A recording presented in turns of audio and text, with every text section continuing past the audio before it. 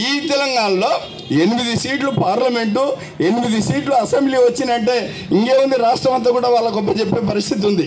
అందుకనే కమ్యూనిస్టు నాయకులారా, ఇప్పటికైనా మనం అందరం కూడా ఐక్యతగా పోరాటాలు చేస్తే తప్ప, ప్రజా ఉద్యమాలు చేస్తే తప్ప మనుగడ లేకుండా పోతుంది. ప్రజా ఉద్యమాలని అణిసివేస్తున్నారు ఎక్కడికెక్కడికి.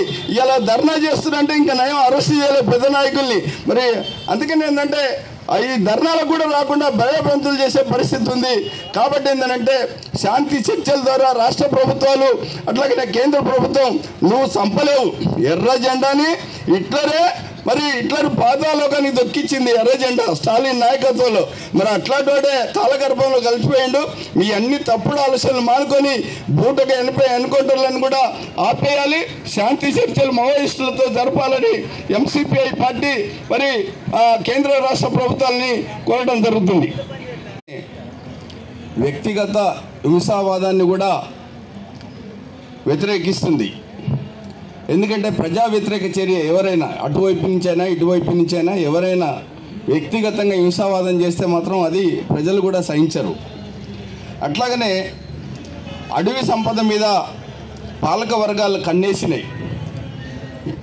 ఈ కేంద్ర గవర్నమెంట్ వచ్చిన కానించి కార్పొరేట్ శక్తులనే సంకలు ఎక్కించుకుంటేనే తప్ప రైతులు కొట్లాడితే జైళ్ళలో పెడుతున్నారు, కార్మికులు కొట్లాడితే జైళ్ళలో పెడుతున్నారు, మహిళలు కొట్లాడితే జైళ్ళలో పెడుతున్నారు, నిరుద్యోగ భృత్యం అంటే జైళ్ళలో పెడుతున్నారు, విద్యార్థుల సమస్యల మీద పోరాడితే జైళ్ళలో పెట్టడం ఒక్కటే సాంప్రదాయం మాత్రం ఈ కేంద్ర రాష్ట్ర ప్రభుత్వాలు మాత్రం ఒక సాంప్రదాయంగా నేర్చుకున్నాయి.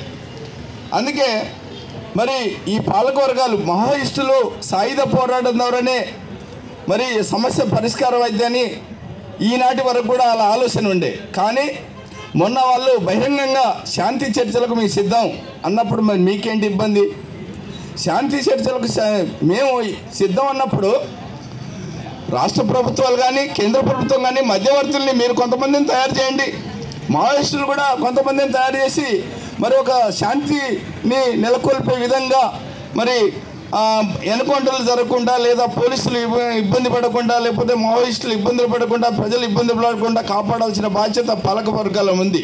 కానీ అది చేస్తే ఏమైందంటే వాళ్ళు ఈ రకంగా మరి కార్పొరేట్ శక్తులంతా కూడా వచ్చి మరి అడవి సంపదను దోసుకోవడానికి సిద్ధమవుతున్నప్పుడు మరి మన వాళ్ళు అంటున్నారు, ఇందాక వెంకటేశ్వరరావు గారు 4 లైన్లు గుట్టల మీద వేస్తే ఏముంటుంది? అక్కడ ఉన్న ఊర్లలోనే మురిక్కలు సక్కలు లేవు, అవి బాగు చేసే పరిస్థితి లేదు. కానీ నువ్వు గుట్టల మీద వేస్తున్నావు అని అంటే నువ్వు బాగా గూడు పుడాన్నతోటే తయారై వచ్చినావు. ఇంకోటి ఏంటంటే ఇవాళ బీజేపీ ప్రభుత్వం అధికారంలో ఉన్నది, ఏది కూడా రాజకీయం చేస్తుంది, రాముణ్ణి రాజకీయం చేస్తుంది.